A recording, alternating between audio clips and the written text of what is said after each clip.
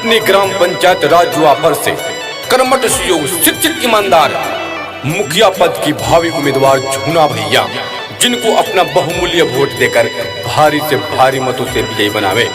इनकी जीत आप सभी जुआफर पंचायत के तमाम मतदाताओं की जीत होगी।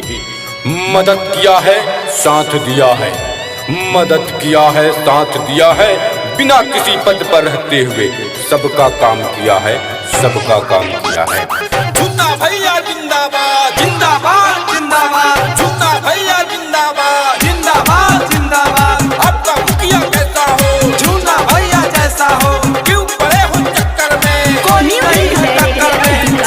पंचायत की जनता जिंदाबाद जिंदाबाद जिंदाबाद, झूना भैया जिंदाबाद जिंदाबाद जिंदाबाद। आपका मुखिया कैसा हो, झूना भैया जैसा हो, क्यों पड़े हो चक्कर में, कोई नहीं है टक्कर में। चाचा चाची नहीं भूलई हो, सोची समझी सुनो बटन दबई हो, भाई झूना के जीतई हो, पक्की मुखिया बनई हो, भाई झूना के जीतई हो, पक्की मुखिया बनई हो।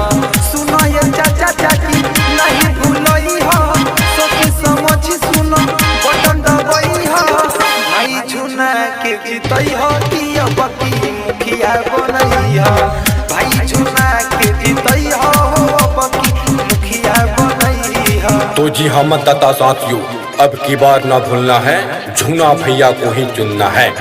अपने ग्राम पंचायत राज जुआफर से कर्मठ सुयोग शिक्षित ईमानदार मुखिया पद भावी उम्मीदवार झूना भैया, जिनको अपना बहुमूल्य वोट देकर भारी से भारी मतों से विजयी बनावे।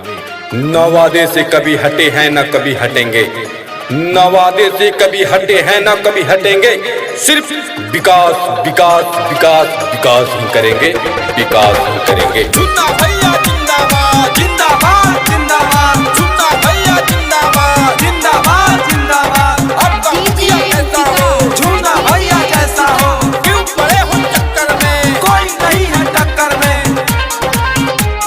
जीती है झूना तो पूरा होई सपना, गौवा बोलक से दलाल के होई खतमा, जीती है झूना तो पूरा होई सपना, गौवा बोलक से दलाल के होई खतमा।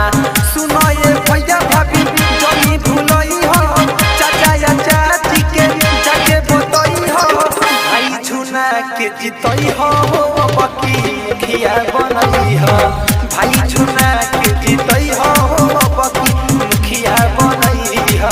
अपने ग्राम पंचायत राज जुआफर से कर्मठ सुयोग शिक्षित ईमानदार मुखिया पद की भावी उम्मीदवार झूना भैया, जिनको अपना बहुमूल्य वोट देकर भारी से भारी मतों से विजयी बनावे।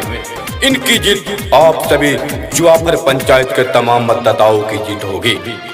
मदद किया है, साथ दिया है, मदद किया है, साथ दिया है, बिना किसी पद पर रहते हुए सबका काम किया है, सबका काम किया है। झूना भैया जिंदाबाद जिंदाबाद जिंदाबाद, झूना भैया जिंदाबाद जिंदाबाद जिंदाबाद।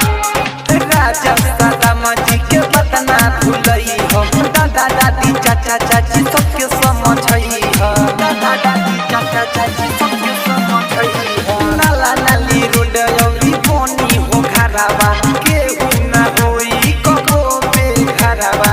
सुनो ये चाचा चाची नहीं भूलई हो, सबके समझी सुनो बटन दबई हो, भाई झूना के जीतई हो, पक्की मुखिया बनई हो, भाई झूना के जीतई हो, पक्की मुखिया बनई हो। चैलेंज रिकॉर्डिंग स्टूडियो मोटर चौक।